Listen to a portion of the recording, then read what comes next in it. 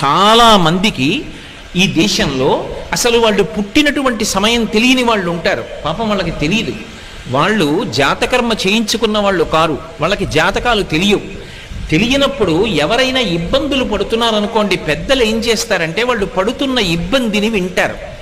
బహుశः జాతకంలో వీళ్ళకి ఈ దోషం ఉండి ఉంటుందేమో అని అనుమానం ఉంటే ఓసారి శ్రీకాళహస్తి వెళ్ళి దర్శనం చేసుకో అంటారు. శ్రీకాళహస్తి వెళ్ళి దర్శనం చేసుకోని ఎందుకంటారంటే, లోపలికి వెడుతున్నప్పుడే అపసవ్యంగా వెడతాడు. శివానుగ్రహం, శివుడు శాసిస్తాడు.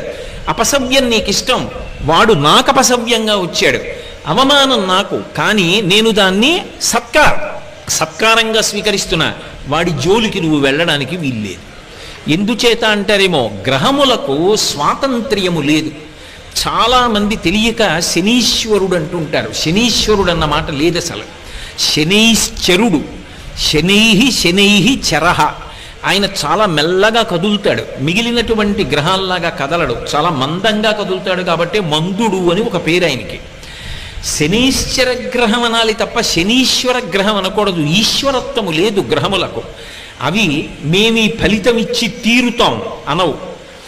పరమశక్తివంతమైనటువంటి పరమశివుడు ఎక్కడున్నాడో ఆయన శాసనానికి అవి వశవర్తులవుతాయి.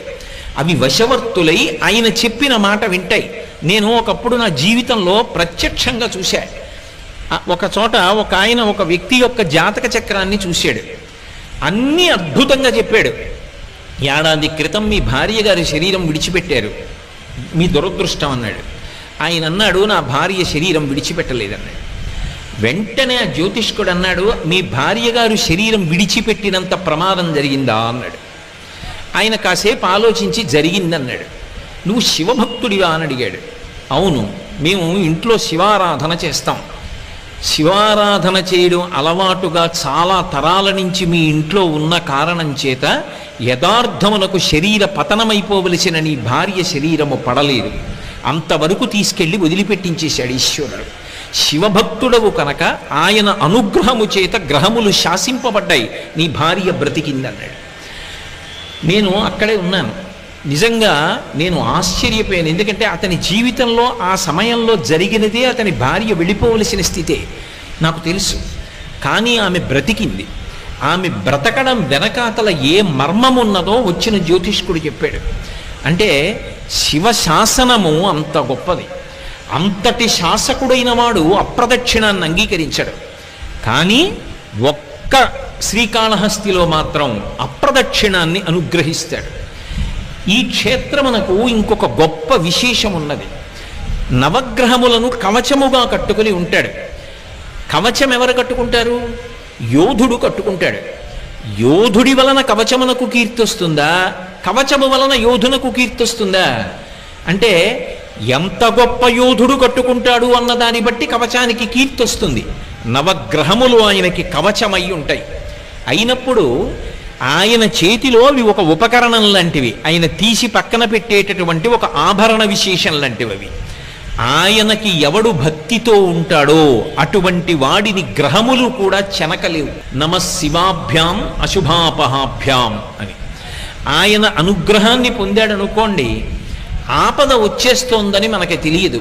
ఆపద అన్న మాటకు అర్థం ఏమిటంటే, మన బుద్ధి చేత మనము తప్పించుకోలేనిది. మన దగ్గర ఎన్ని ఉపకరణములు ఉండనివ్వండి, వాటితో మనం బయటపడలేనంత పెద్ద ప్రమాదము వచ్చేస్తే దానిని ఆపద అంటారు. ధర్మరాజు గారు కృష్ణుడితో మాట్లాడుతూ భారతంలో అంటాడు, ఆపద గడువంబెట్టను ఓపి శుభంబైన దాని నొడగొట్ప అంటాడు. ఆపద చాలా ఒక్కొక్కసారి మన బుద్ధితో తప్పించుకోలేము. అసలు అలా ఎందుకు తప్పిందో కూడా మనకు అర్థం కాదు. నాకే తెలిసి ఒక విశేషం చెప్తాను. ఒకప్పుడు ఒక వ్యక్తి మోటార్ సైకిల్ మీద ఎడుతున్నాడు. చీకటిగా ఉంది, అది కొంచెం డొంక ప్రదేశం. ఆయన ఏదో ఆలోచిస్తూ బయలుదేరాడు. అరే లైట్ వేయలేదని గుర్తొచ్చి లైట్ వేశాడు. తీరా లైట్ వేసిన తర్వాత చూశాడు, రోడ్డుకు అడ్డంగా నల్లత్రాసు పడుకునుంది. అక్కడ దాకా వెళ్ళిన తర్వాత ఇంకా ఆయన బుద్ధి పనిచేయలేదు. అకస్మాత్తుగా బ్రేక్ తొక్కాడు, బండి అయిపోయింది. నల్లత్రాసు అటు వెళ్ళిపోకుండా ఇలా వెనక్కి వచ్చింది. వెనక్కి వచ్చి పడగ విప్పింది. మోటార్ సైకిల్ మీద ఉన్నవాడు రెండు కాళ్ళు దాని మీద పెట్టడుగా. ఎప్పుడైతే ఆగిందో ఎడంకాలు కింద పెట్టాడు. ఎడంకాలు కింద పెట్టి బండి ఆపాడు. వెనక్కే వచ్చినటువంటి నల్ల త్రాచు పడగ విప్పింది. ఇంకా మోటార్ సైకిల్ ఇంజిన్ పనిచేస్తోంది కాబట్టి శబ్దం వస్తోంది. అది ఇలా ఒకసారి చూసింది, ఇలా ఒకసారి చూసింది. పాదం సిద్ధంగా ఉంది, కొట్టచ్చు. కొట్టకుండా ఎందుకో వెనక్కి తీసేసి పక్కకి వెళ్ళిపోయింది. దానికి ఏం కారణం చెప్పాలి? అది కొట్టడానికి కొట్టకపోవడానికి మధ్యలో ఎవరున్నారు? అప్పుడు ఆ వ్యక్తి చదువుకున్నటువంటి విద్యార్హతలు తీసుకురాగలడా, లేకపోతే నాకు బ్యాంకులో ఇంత డబ్బు ఉందని తీసుకొచ్చి చూపిస్తాడా, నాకు ఇంత పరివారం ఉందని చూపిస్తాడా, నాకు ఇంత సరస్వతీ కటాక్షం ఉందని చూపిస్తాడా? ఏది కాపాడుతుంది? అది ఆపద అంటారు. ఆ సమయంలో పామా నువ్వు ఆయనను చెనకవద్దు, తప్పుకో, వెళ్ళిపో వెనక్కి అని శాసించగలిగిన వాడు ఒకడు ఉన్నాడు. వాడు నీ మాంస చక్షువుకు కనపడవచ్చు, కనపడకపోవచ్చు. అటువంటి వాడెవరున్నాడో వాడు మాత్రమే ఆపద తీసేస్తాడు. ఆపద చెప్పకుండా ఎలా తీస్తాడో శుభం ఇచ్చేటప్పుడు చెప్పకుండా అలా ఇస్తాడు. నీ మీద నేను ప్రీతి చెందానోయ్, రేపు నీకో శుభవార్త చెప్తున్నాను అనేం చెప్పడం, చెప్పకుండా శుభాలు ఇస్తాడు. అలా శుభాలు ఇవ్వడం తప్ప అశుభం చెయ్యడం చేత కాని వాడెవరో ఆయన్ని శివ అని పిలుస్తాడు. అటువంటి శివుడు అశుతోషుడైన క్షేత్రం శ్రీకాళహస్తి. అందుకే ఈ క్షేత్రం దగ్గరికి వచ్చేటప్పటికి ఒక విశేషం ఉంటుంది. మీరు ఏం చేశారన్న దానితో సంబంధం ఉండదు. కేవలముగా క్షేత్ర ప్రవేశం చేసి ఒక నమస్కారం చేస్తే చాలు. శ్రీకాళహస్తి క్షేత్రం గురించి పెద్దలు ఏం చెప్తారంటే, ఈ క్షేత్రంలోకి వచ్చి నివాసం ఉంటే చాలు. రోజు వచ్చి కాళహస్తీశ్వరలింగాన్ని మీరు దర్శనం చేశారా, జ్ఞానప్రసూనమ్మను చూశారా అన్న దాంతో సంబంధం ఉండదు. ఈ క్షేత్రంలో నివాసం చేసి ప్రాణం వదిలిపెట్టేశాడు అనుకోండి, వాడు మోక్షమునే పొందుతాడు. ఎందుకంటే వాడు కైలాసవాసం చేసిన వాడితో సమానం. అందుకని వాడిని ఇంకొకళ్ళు ముట్టుకోవడానికి వీల్లేదు. శ్రీకాళహస్తి ప్రవేశమునకు ఒక్కదానికే సాక్షాత్ కైలాస ప్రవేశము కిందే శాస్త్రం తీసుకుంటుంది.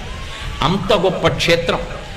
ఇటువంటి క్షేత్రంలో నది అంత గొప్పదై ఉండడం, విఘ్నేశ్వరుడు సర్వోత్కృష్టమైనటువంటి స్థితిని పొంది ఉండడం ఒక అద్భుతమైనటువంటి విశేషం. సాధారణంగా క్షేత్రానికి ఒక నది ఉంటుంది, ఒక పుష్కరిణి ఉంటుంది. అన్ని వేళలా నది చాలా చాలా గొప్పది, ఈ నది కన్నా ఆ నది అంత గొప్పది అని చెప్పడం సాధ్యం కాకపోవచ్చు. నదిగా ఎప్పుడూ గొప్పదే, ఏ నది కూడా తక్కువ కాదు, అన్ని నదులు గొప్పవే. కానీ ఒక గంగా నది ఉందనుకోండి, గంగా నది కన్నా అని చెప్పాలంటే దానికి ఒక ప్రమాణం ఉండాలి. గంగా నదితో పోల్చాలి, ఒక ప్రమాణం ఉండాలి. కానీ ఇక్కడ ప్రవహించేటటువంటి నది సువర్ణముఖరి అని పిలువబడుతుంది. సువర్ణముఖరి నది ప్రవాహం ఉన్నటువంటి క్షేత్రం. ఎందుచేత అంటే యథార్థమునకు శ్రీకాళహస్తిలో నది లేదు. ఒకప్పుడు అగస్త్య మహర్షి ఈ ప్రాంతానికి వచ్చి శంకరుణ్ణి పూజ చేసి ఆయన ఇక్కడే తపోవనాన్ని ఏర్పాటు చేసుకుని తపస్సు చేశారు. అగస్త్యుడు మహాశివభక్తుడు. ఆయన పాద స్పర్శ పొందినటువంటి ప్రదేశం ఇది. అంత గొప్ప ప్రదేశం కాబట్టి అగస్త్యుడు తపస్సు చేస్తున్నటువంటి సమయంలోనే ఇక్కడికి ఋషులందరూ వచ్చారు. ఆయన ఎక్కడుంటే అక్కడ ఉంటారు ఋషులందరూ. అసలు మీకు ఇంకొక ఆశ్చర్యకరమైన విషయం చెప్పాలి అంటే, లోకంలో అందరూ దేవతల్ని ఆరాధన చేస్తారు. అగస్త్యుడు ఎక్కడైనా ఉంటే దేవతలు తమ స్థానాలు పెట్టుకుంటారు. నేను రోజు వచ్చి ఇక్కడ కూర్చుంటాను అగస్త్యుడిని చూడడానికి, అందుకని ఇది నా స్థానం అని చెప్పి ఏ దిక్కున ఉండవలసిన దేవత ఆ దిక్కున ఆశ్రమంలో కూర్చుంటాడు. ఎందుకు కూర్చుంటాడో తెలుసా? అగస్త్యుడు చూడడానికి కాదు, అగస్త్యుడిని చూడడానికి. కావాలంటే మీరు రామాయణం చదవండి, ఆయన ముద్ర అలా ఉంటుంది. పరమశివుడుగా ఉన్న భగవంతుడు కూడా ఆయన వలన ఉపకారమును పొందుతాడు. పార్వతీ కళ్యాణంలో భూమి యొక్క భారాన్ని నిలబెట్టినవాడు, సూర్యగమనం కోసమని వింధ్యపర్వతం యొక్క అహంకారాన్ని అణిచినటువంటి వాడు, కాశీపట్టణం మీద అంత మక్కువ కలిగినటువంటి వాడు, ద్రవిడ దేశానికి కావేరీ నది ప్రవాహాన్నిచ్చి వ్యాకరణాన్నిచ్చి అనుగ్రహించినటువంటి వాడు, అంతటి మహానుభావుడు అగస్త్యుడంటే. అటువంటి అగస్త్యుడు శ్రీకాళహస్తి మీద వ్యామోహం పొందాడు. ఇక్కడికొచ్చి తపోవనాన్ని నిర్మించుకుని తపస్సు చేశాడు. అప్పుడు ఋషులందరూ అడిగారు, ఇక్కడ ఒక నది లేదు, నది తీసుకురండి అని అడిగారు. ఆయన అన్నాడు, ఒక నది రావాలి అంటే ఒక పర్వతం మించి ప్రవహిస్తుంది. ఎందుకంటే నదులన్నీ పర్వతానికి కూతుళ్ళు అలాంటివి, పర్వతాల మించి వస్తాయి. ఏ పర్వతం మించి నేను తీసుకురావాలని అడిగాడు. వాళ్ళు అన్నారు, నీకే తెలియంది మాకు తెలుస్తుందా? మాకు తెలియదన్నారు. మరి ఎవరిని అడగాలి అంటే, అగస్త్యుడు గొప్ప గాణాపత్యుడు. ఆయన మహాద్భుతమైనటువంటి వినాయకోపాసన చేస్తాడు. అసలు ఆయన చేయని ఉపాసన లేదు, అంత గొప్ప ఉపాసకుడు. వినాయకుడిని చాలా తొందరగా ఎలా అనుగ్రహింపచేసుకోవాలో ఆయనకి తెలిసినట్టు ఎవరికి తెలియదు. ఆయన ఒక మాట చెప్పాడు, గజాసుర సంహారాన్ని పాతాళలోకంలో గణపతి చేశాడు, అందుకని కపిలవర్ణం పొందాడు, అందుకని కపిలుడు అని పేరు పొందాడు. ఇప్పుడు కపిలుడు అంటే నల్లగా ఎర్రగా రెండు రంగులు కలిసి ఉంటే కపిలవర్ణం అంటారు. చాలామంది కపిలవర్ణం అంటే నల్లావు అంటూ ఉంటారు. నల్లావు కాదు, నలుపు ఎరుపు కలిసి ముద్ద రంగు పొందితే కపిల ఆవు అంటారు, కపిల గోవు అని పిలుస్తారు. ఆయన గజాసురుణ్ణి చంపాడు. ఏనుగు ముఖం ఉన్న వాడి చేతిలో తప్ప నేను మరణించనని వరం అడిగాడు గజాసురుడు, అనుగ్రహించాడు పరమాత్మ. అందుకని తన కొడుక్కి ఏనుగు ముఖం పెట్టాడు పరమశివుడు, అసలు రహస్యం లోక సంరక్షణం కోసమని. ఇప్పుడు ఏనుగు ముఖమున్నటువంటి విఘ్నేశ్వరుడు ఏనుగు ముఖమున్న రాక్షసుణ్ణి పాతాళంలో సంహరించి ఆ నెత్తురంతా మీద పడితే కపిలవర్ణం పొందాడు. పొంది పరమ సంతోషంతో పాతాళంలోంచి భూమి వివరం చేసుకుని పైకొస్తున్నాడు. ఆయనకి అమ్మ అంటే విశేషమైనటువంటి ప్రీతి. కంచి కామకోటి పీఠాధిపత్యం వహించినటువంటి చంద్రశేఖరేంద్ర సరస్వతి మహాస్వామి వారు ఈ క్షేత్రం గురించి ఒక మాట చెప్తుండేవారు. వినాయకుడితో కలిసి జ్ఞానప్రసూనాంబ ఈ క్షేత్రానికి వచ్చింది అని చెప్తుండేవారు. అటువంటి వినాయకుడు పాతాళంలోంచి పైకొస్తున్నాడు. అగస్త్య మహర్షి వెళ్ళి ఆయనని ఆరాధించవలసినటువంటి రీతిలో ఆరాధన చేశాడు. ఆయన వెళ్ళి గణపతిని దర్శనం చేశారు. అందుకే ఇక్కడ పాతాళ గణపతి. ఇంకొక పెద్ద విశేషం ఉంది. అసలు గణపతి ఎక్కడుంటారు అంటే మూలాధార చక్రమునందు ఉంటాడు. మూలాధారం అన్ని చక్రాల కిందకుంటుంది, బుధస్థానమునందు ఉంటుంది. కాబట్టే మూలాధార క్షేత్రస్థితం అని ముత్తుస్వామి దీక్షితారు వారి కీర్తన. మూలాధారం కిందకుండాలి కాబట్టి ఇక్కడ ఉన్నటువంటి గణపతి మూలాధార సూచనగా కిందకుంటారు. పాతాళ గణపతి అన్న పేరుతో ఉంటారు. సాధారణంగా మీరు ఎప్పుడైనా సరే గణపతి ఉపాసనలో ఒక విశేషం ఉంది. గణపతి తత్వం అంతా 16 అంకె మీద పెడుతుంది. అందుకే ఆ 16 నామములు చదవాలి.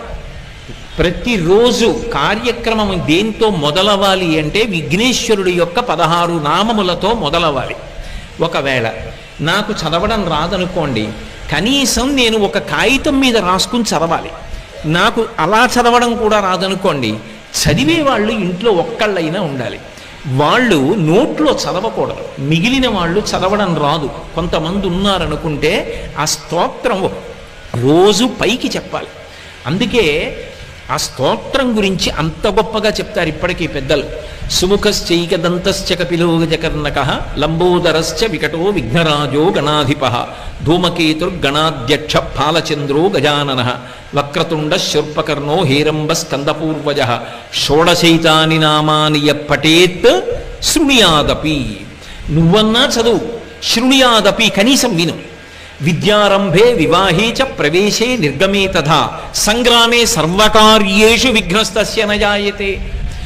దేనికైనా సరే ఇది చదవవలసిందే. ప్రవేశే నిర్గమే తథా, అసలు రహస్యం అంతా అక్కడ పెట్టారు.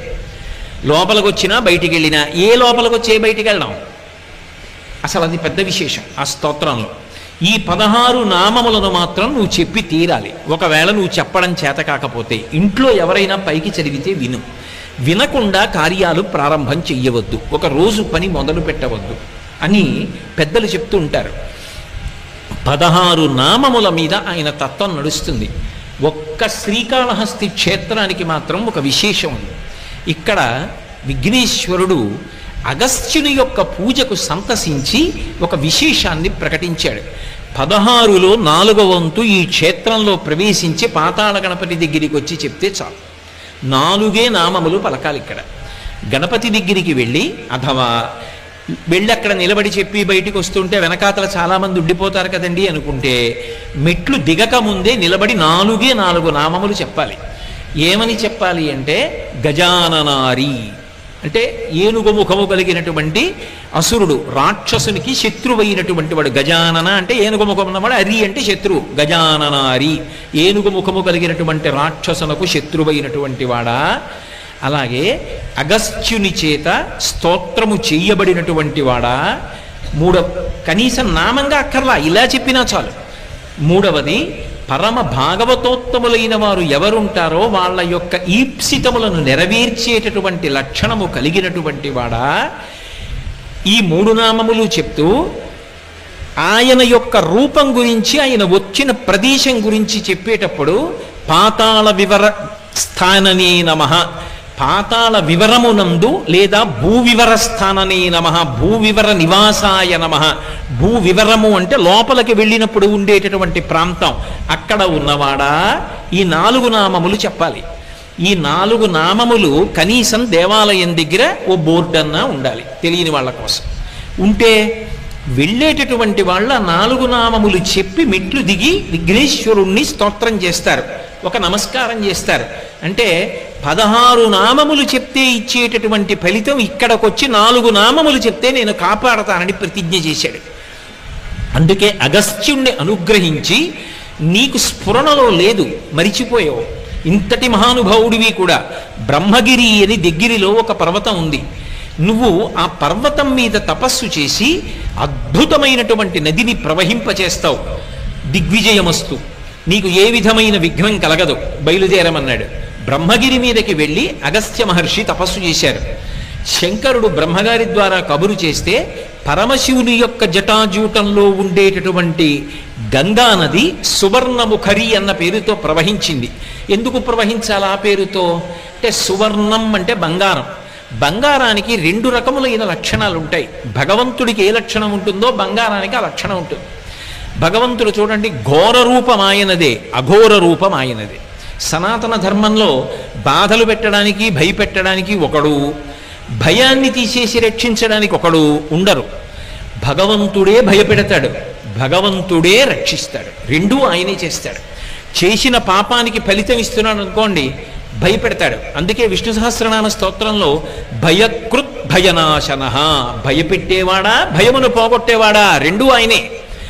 మన పాపమునకు ఫలితం ఇచ్చినప్పుడు భయపెడతాడు. అందుకు కదూ రుద్రాధ్యాయంతో అభిషేకం చేస్తుంటే నమస్తే అస్తు ధన్వనే బాహుభ్యాముతతే నమః అని మొదలు పెడతారు. నీ చేతిలో ఉన్న ధనస్సుకి నమస్కారం, ఆ చేతులకి నమస్కారం. రుద్రమన్యవ ఉతోత ఇషవే నమః, నీ మన్యువుకు ఒక నమస్కారం. పిల్లలం ఏదో తెలియక తప్పు చేశాం, ఆ ధనస్సు ఏమిటి పక్కన పెట్టేసి, ఆ చెయ్యి ఏమిటి అలా వద్దు, ఇలా అనుగ్రహంగా పెట్టు అని ఆయన్ని ఉభయతర నమస్కారములతో రుద్రాధ్యాయం నడుస్తుంది. అంటే దానిలో ఉన్నటువంటి అంతరార్థం ఏమిటి అంటే, పరమశివుణ్ణి స్తోత్రం చేసి ఆయన యొక్క అనుగ్రహాన్ని పొంది ఘోర రూపాన్ని ఉపసంహారం చేయిస్తారు. పాపములకు ఫలితమని ఇవ్వకు, మేము తట్టుకోలేము, తెలియక చేశాం, మన్నించమని అడుగుతారు. అలా ఇక్కడికి వచ్చేటప్పటికి విశేషం ఏమవుతుంది అంటే, ఈ క్షేత్రం దగ్గరికి వచ్చేటప్పటికి ఇక్కడ పరమశివుడు ఘోర అఘోర రూపములు రెండిటికీ కూడా ఆయన స్థానమైన పంచబ్రహ్మ మంత్ర పఠనంలో ఇప్పటికే అఘోరేభ్యో దఘోరేభ్యో ఘోర ఘోరతరేభ్య అని చెప్తున్నాం కదా. అన్ని విశేషణములు ఉన్నవాడైనప్పటికీ కూడా ఈ క్షేత్రం దగ్గరికి వచ్చేటప్పటికి పరమ ప్రసన్నమూర్తి అయి ఎంత కింది స్థాయిలో అనుగ్రహాన్ని వర్షిస్తాడంటే, వైదికమైనటువంటి ధర్మము తప్పదు, వైదిక ధర్మము తప్పకుండా తన అనుగ్రహ వర్షము చేత ఊహించలేనటువంటివి ఇస్తాడు. అందుకే ఏదో ఇక్కడ అనుకున్నంత తేలిక విషయాలేం జరగలేదు, చాలా అద్భుతమైన విషయాలు జరిగాయి. అందుకే శ్రీకాళహస్తిలో ఎప్పుడైనా ఒక విశేషం జరిగితే దేవతలందరూ వస్తారు. నేను మీతో ఒక మాట చెప్పాలి అంటే, ఎక్కడైనా గిరి ప్రదక్షిణం చేశారనుకోండి, గిరి ప్రదక్షిణం చేస్తే దాన్ని గిరి ప్రదక్షిణ క్షేత్రం అని పిలుస్తారు. ఎందుకంటే కొండ స్థూల శివుడు అని గుర్తు. కొండ స్థూల శివుడుగా ఉన్నాడని ప్రమాణం ఉంటేనే గిరి ప్రదక్షిణం, అంతేగాని కొండకి దారి ఉందని చేయకూడదు. ఆ కొండ స్థూల శివుడని ప్రమాణం ఉన్నదా ఎక్కడైనా పురాణంలో? ఈ కొండంతా శివుడే అని చెప్పవచ్చా? చెయ్యొచ్చు. అరుణాచలం స్థూల శివుడు, గిరి ప్రదక్షిణం ఉంది. శ్రీకాళహస్తి స్థూల శివుడు, గిరి ప్రదక్షిణం చెయ్యొచ్చు. కోటప్పకొండ త్రికూటం 3 శిఖరములతో ఉంటుంది. బ్రహ్మశిఖరం, విష్ణు శిఖరం, రుద్రశిఖరం, 3 కాబట్టి ప్రదక్షిణం చెయ్యొచ్చు. ఓ కొండ మీద ఈశ్వరుడు ఉన్నాడని ప్రదక్షిణం కొండకి చేయడానికి అన్ని వేళల శాస్త్రం అంగీకరించదు. కొన్ని చోట్ల గిరి ప్రదక్షిణాలు ఉంటాయి. అన్ని చోట్ల గిరి ప్రదక్షిణం ఎందుకు చేస్తారంటే, గిరిని శివస్వరూపంగా ప్రదక్షిణం చేస్తారు. ఒక్క శ్రీకాళహస్తి మాత్రం గిరి ప్రదక్షిణమున్న మిగిలిన క్షేత్రముల కోవలోకి రాదు. దీన్ని భాస్కర క్షేత్రం అంటారు. ఎందుకు భాస్కర క్షేత్రం అంటారో తెలుసా? మనందరం పితృదేవతలు ఉత్తీర్ణులు కావాలన్నా, దేవతానుగ్రహం కలగాలన్నా, లోకములు శాంతి పొందాలన్నా, గ్రహములు శాంతి పొందాలన్నా పరమ ప్రమాణంగా ఏ కాలాన్ని తీసుకుంటామంటే సూర్యుడు ఉత్తరాయణంలో ప్రవేశించినటువంటి కాలాన్ని ఉత్తరాయణ పుణ్యకాలమని కొలిచి ఉత్తరాయణ పుణ్యకాలంలో దానాలు పూజలు అవి విశేషంగా చేస్తారు. ఒక్క శ్రీకాళహస్తి క్షేత్రానికి ఉన్న గొప్పతనం ఏమిటంటే ఉత్తరాయణంలో ప్రవేశించగానే అందరూ తనని పూజ చేస్తే సూర్యుడు మాత్రం దేవతా సమూహం అంతటితో కలిసి శ్రీకాళహస్తి కొండకి ప్రదక్షిణం చేస్తాడు. అలా ఎక్కడైనా సూర్యుడు ప్రదక్షిణం చేస్తే పర్వంలో దాన్ని భాస్కర క్షేత్రం అంటారు. అటువంటి చోట దానికి చాలా పద్ధతులు చెప్తారు పెద్దలు. ఒక్క శ్రీకాళహస్తి విషయంలోనే ఆ పద్ధతులన్నీ చెప్తారు. అలాంటి పద్ధతిలో ప్రదక్షిణాలు కానీ చెయ్యగలిగితే అటువంటి వాడు జన్మరాహిత్యానికి కూడా వెళ్ళిపోతాడు. అంత గొప్ప క్షేత్రం శ్రీకాళహస్తి క్షేత్రం. పరమాద్భుతమైనటువంటి క్షేత్రం శ్రీకాళహస్తి భాస్కర క్షేత్రం. ఈ కొండ అంత గొప్పది. ఈ క్షేత్రానికి ఉన్నటువంటి విశేషం ఏమి అంటే వైదిక ధర్మాల్ని అలాగే నిలబడుతూ అనేక వైదిక రహస్యములను ఆవిష్కరిస్తూ పరమాత్మ అసలు దేవతలు ఊహించలేని అనుగ్రహాన్ని ఇక్కడ వర్షిస్తూ ఉంటాడు.